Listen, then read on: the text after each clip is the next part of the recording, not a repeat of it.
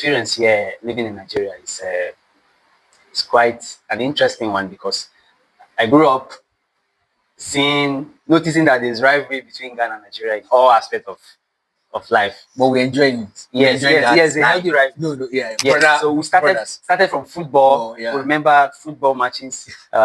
Nigeria will score Ghana, and Nigeria keeps scoring Ghana from the 2000 and the 2006. There's one of your player. Then Agogo. Yes, that guy gave me heartbreak. Then the whole thing the tide changed, and it's like Ghana starts scoring Nigeria from 2007. I could remember 2006, 2007, 2006. We actually lost to Nigeria. No, you guys won. No, 2006. You won. No, we lost. No, you won 2006. No, we won 2008. It was 2008. Okay, 2008. Yes, 2008. 2006. We were in the same group with Nigeria, Senegal, and Zimbabwe.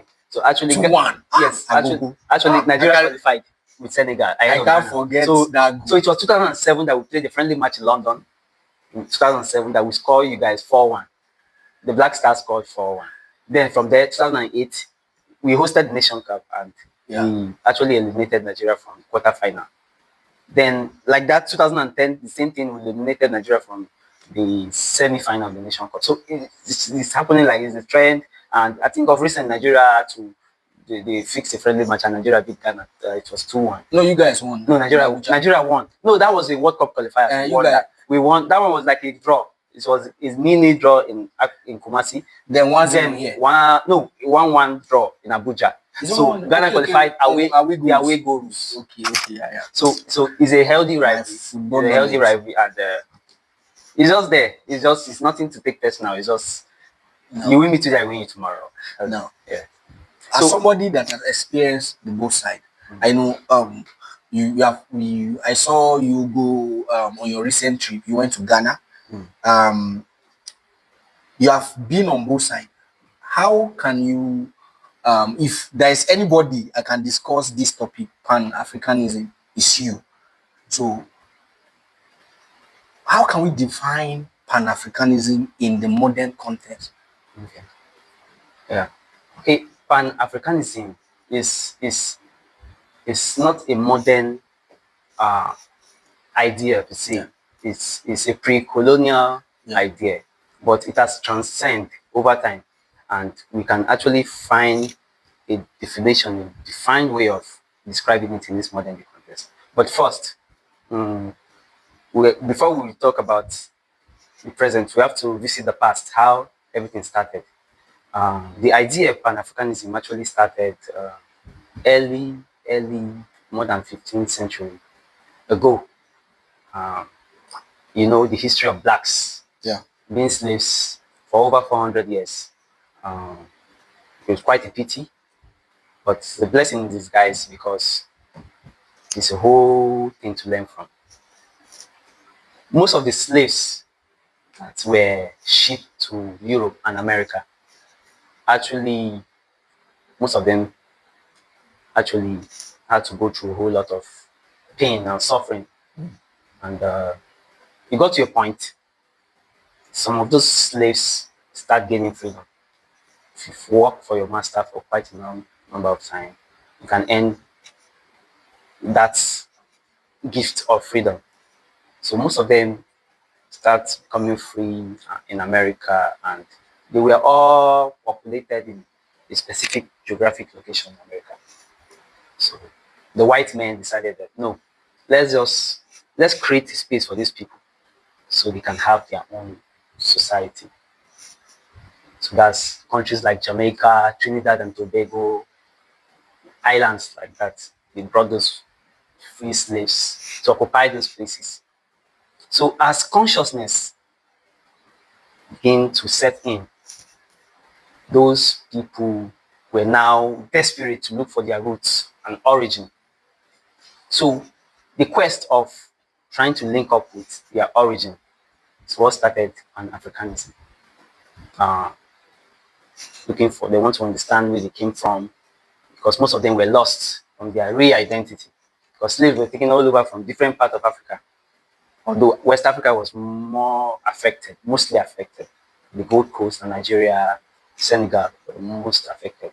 So the quest brought about Pan-Africanism. He wanted to unite. He believed as a black man, we all have one history, we have a shared experience, we have one common goal to unite. And there was a lot of prejudice then, saying the black man is a monkey, has a tail in his back, the whole lot of discrimination. After slavery, there was still slavery because racial discrimination came in. Yeah.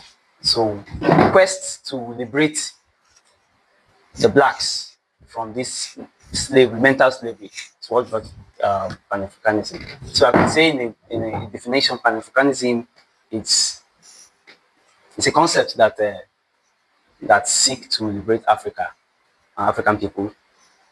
Believe in Africa has one identity and share the same experience, and that's how it started. Yeah. Now, it's in the modern context. Yeah, it transcended over time because when the colonial masters came to Africa, mostly first the Portuguese.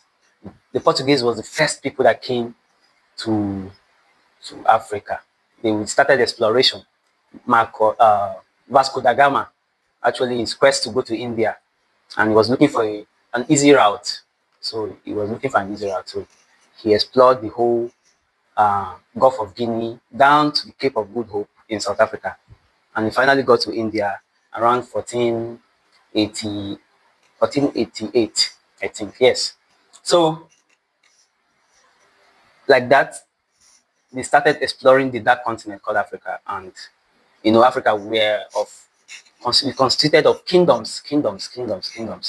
So slaves were taken from Africa the earliest time. So most of our elite, people like the Kwame Nkrumah, Thomas Sankara, people like Nnamdi Azikiwe, Bafemi Awolowo, they all went to school. They went to school in the New World, that's in America and Europe, and they saw how things were. They said, no, we cannot continue like this. We need to, we are human beings like them, so we need to have our own space, our own freedom to do our own things. So that's why they were clamoring for independence. So you see, the Pan-Africanism has shifted from its ideology, the political way it came in. Then people like Kwame Nkrumah, they were not clamoring for independence. So they said, no, the white man must leave us. We want to rule ourselves. We have our resources. We can handle ourselves. We too, we are human beings like them. If we can do better than them in the classroom, we can be the heaven for ourselves, the way they did in London and in Paris. So the quest of uniting Africa again against colonial rule is another form of Pan-Africanism. Well, it's failed. Yes. So I wouldn't say it all failed because it achieved its purpose of independence. Yes, of gaining in Africa as an independent. But are we truly independent? Yeah. No man is truly independent.